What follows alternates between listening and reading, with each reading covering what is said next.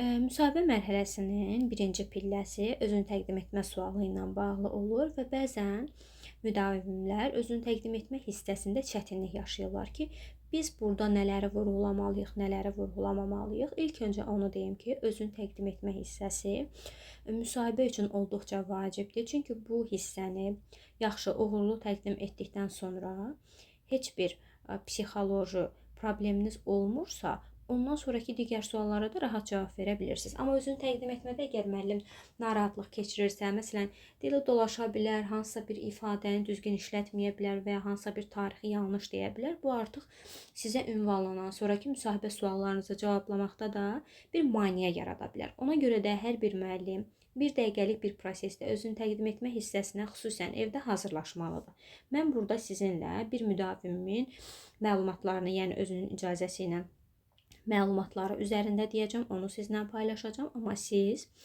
öz məlumatlarınızı deyəcəksiniz təbii ki. Başlayaq. Komissiya üzvlərini salamlayırsınız və sonra bildirirsiniz ki, sizə təbii ki deyəcəklər ki, özünüzü təqdim edin. Siz ilk öncə onları salamlayırsınız və sonra davam edirsiniz. Mən Səyyabzadə Jalə 14 mart 2004-cü ildə Bərdə şəhərində anadan olmuşam. 2010-cu ildə 1-ci sinifə daxil olmuş, 2021-ci ildə isə 11-ci sinifi bitirmişəm. Elə həmin il Gəncə Dövlət Universitetinə qəbul olmuşam və məktəbəqədər təhsil ixtisası üzrə təhsilimi bitirmişəm.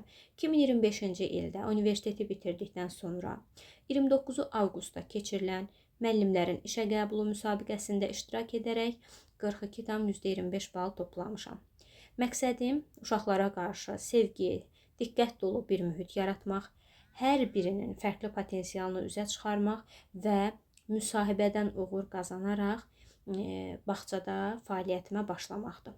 Uşaqlarla işləməyi çox sevirəm, çünki onların saf enerjisi, marağı insana həqiqətən motivasiya verir və özümü səbirli, mehriban, məsuliyyətli biri kimi görürəm.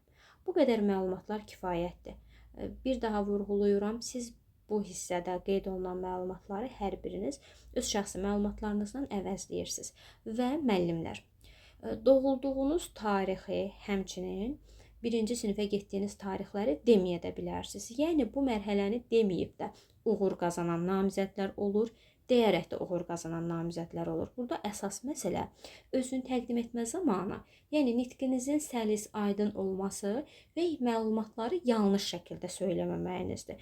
Yəni özünü təqdim etməyə maksimum 1 dəqiqə, 1 dəqiqə yarım vaxt ayrılır. 5 dəqiqə özünü təqdim etmə ola bilməz.